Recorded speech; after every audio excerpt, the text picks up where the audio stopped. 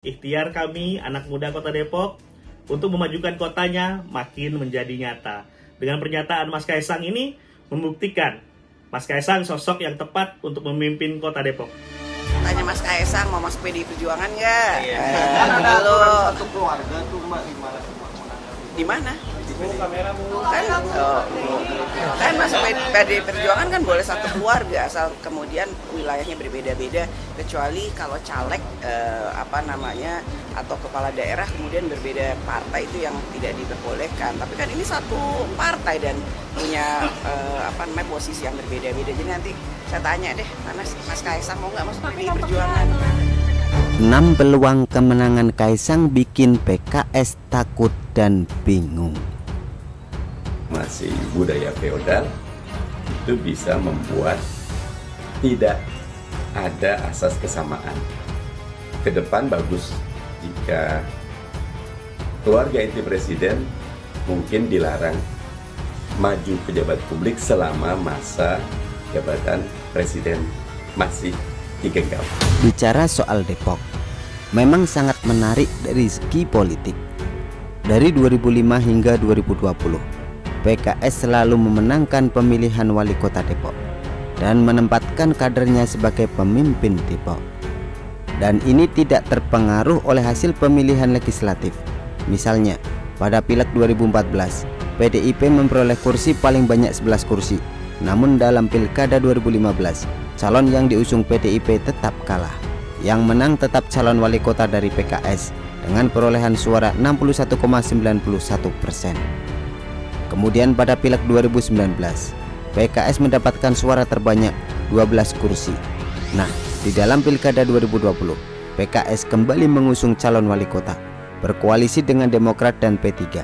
Jumlah kursi di DPRD koalisi mereka hanya 17 kursi, melawan calon yang diusung Gerindra, PDIP, Golkar, PAN, PKB dan PSI.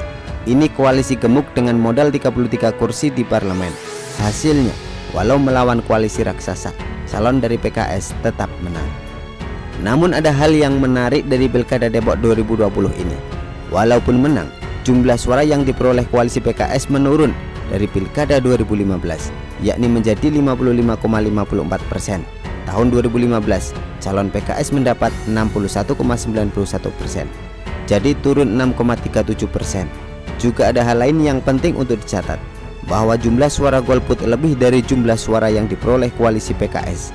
Kalau calon wali kota dari PKS menang dengan mendapat 415.000 suara, sedangkan jumlah suara golput mencapai 481.000. Artinya, suara golputlah yang sebenarnya memenangkan Pilkada Depok 2020, bedanya sekitar 16%. Kalau kita tambahkan suara golput tadi dengan perolehan suara calon wali kota yang diusung koalisi partai lawan dari PKS yang kalah, itu mencapai 800.000 lebih suara. Nah, di sini timbul peluang besar bagi siapapun yang bakal maju di Pilkada Depok 2024. Termasuk Kaisang yang saat ini lagi santer beritanya mau maju di Depok.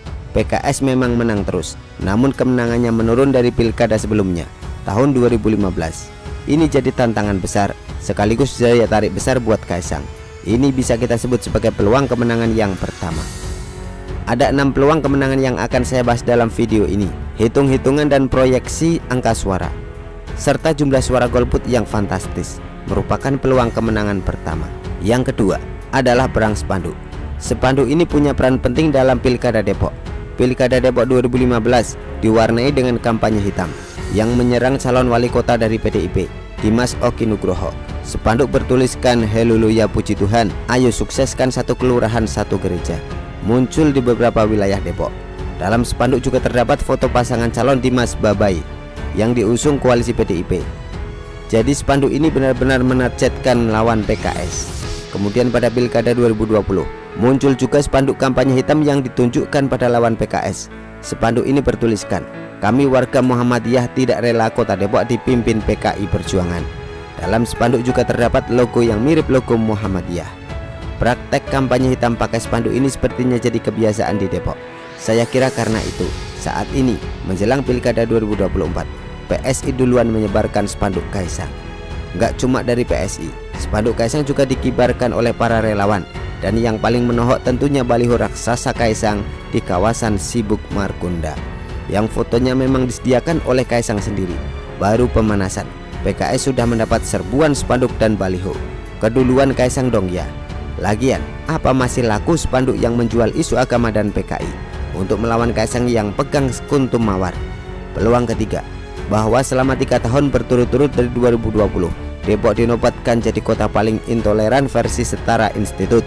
Penilaian itu berdasarkan beberapa peristiwa intoleransi dan pelanggaran hak atas kebebasan beragama atau berkeyakinan yang terjadi di Depok.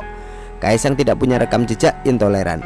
Jadi nanti Kaisang bisa mengusung program menumpas intoleransi di Depok agar status Depok tidak lagi jadi kota paling intoleran. Ini salah satu peluang yang bisa dipakai untuk menarik pemilih. Peluang keempat adalah masalah pemerataan pembangunan yang selama ini memang jadi masalah di Depok. Yang didandani hanya kawasan Margonda. Revitalisasi trotoar ya di Margonda itu menimbulkan ketidakpuasan bagi warga Depok. Maka Kaisang bisa menawarkan pemerataan pembangunan sebagai salah satu programnya. Banyak peluang untuk berinovasi bagi Kaisang. Banyak tokoh yang bisa jadi mentor buat Kaisang, termasuk Gibran, wali kota Solo. Kemudian dari partai politik seperti PDIP. Jika memang akhirnya Kaisang maju, itu ada semacam pendidikan politik yang harus dijalani jika berkeinginan maju sebagai kepala daerah. Pendidikan ini termasuk pelajaran tata kelola pemerintahan yang baik. Lanjut ke peluang nomor 5, bahwa wali kota Depok selama ini juga tidak memuaskan rakyatnya. Ada dosa-dosanya ya.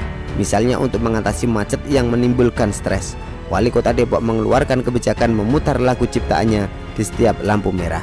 Gak nyambung. Wali kota Depok juga disebut menyusahkan warga Depok karena sang wali kota ini tiba-tiba secara sengaja menerapkan sistem satu arah di jalan menuju kediamannya karena merasa jalan itu macet. Juga ada kasus penggusuran SD Pondok Cina 1 untuk pembangunan masjid. Penggusuran ini ditolak warga sampai wali kota M. Idris dilaporkan ke Polda Metro Jaya. Kebijakan yang aneh dan tidak efektif tersebut merupakan peluang bagi Kaisang untuk menciptakan program-program yang lebih efektif dan disukai warga Depok. Peluang ke-6, bahwa selama ini PKS dan pendukungnya memainkan politik identitas di Depok, seperti kasus spanduk yang tadi saya sebutkan ya. Terhadap Kaisang pun saat ini politik identitas sudah mulai dikerahkan, yakni ketika tokoh agama di Depok, Wakil Ketua Majelis Syuro Dewan Dakwah Islamiyah Kota Depok, yang juga anggota MUI Kota Depok, Ustadz Nuim Hidayat, mempermasalahkan status Kaisang yang bukan warga Depok. Kata Ustadz ini, calon wali kota Depok haruslah orang yang pernah tinggal di Depok minimal 1-2 tahun agar paham permasalahan Depok. Ustadz ini juga menilai bahwa Kaisang baru punya pengalaman memimpin bisnis sendiri, itu pun banyak dibantu orang lain. Intinya, Kaisang dianggap remeh oleh tokoh agama Depok ini. Ini yang saya sebut bahwa Kaisang sudah bikin bingung PKS. Saking bingungnya, gimana cara mendiskreditkan Kaisang? Karena udah nggak bisa pakai identitas agama dan isu PKI. Asal dan status kependudukan Kaisang pun dijadikan masalah, seperti petinggi PKS Hidayat Nur Wahid yang meminta Kaisang maju di Solo saja, biar Depok diurus yang lain. Kaisang juga disebut sebagai sosok impor oleh Sekretaris DPD PKS Kota Depok, Hermanto Setiawan, dan oleh Ustadz tadi itu yang mempermasalahkan bahwa Kaisang bukan warga Depok. Tercium kebingungan dan ketakutan PKS. Kok takut sih? Katanya Depok kan sarangnya PKS. Kenapa takut kalau Kaisang nyalon di sana? Karena sudah ada 6 peluang kemenangan Kaisang di sana. Intinya terbuka peluang besar bagi Kaisang di Depok. Kalau memang jadi maju tentunya bakal ditindaklanjuti dengan serius oleh koalisi partai pengusung Kaisang. Bakal ada pemetaan masalah-masalah di Depok dan perumusan program-program yang tepat. Ratusan ribu suara golput sudah bertahun-tahun menanti perubahan di Depok. Bisa jadi Kaisanglah yang akan membawa jawaban buat mereka ini. Begitulah kura-kura artikel diambil dari syuro.com, ditulis oleh Nina Nur. Bagaimana menurut Anda?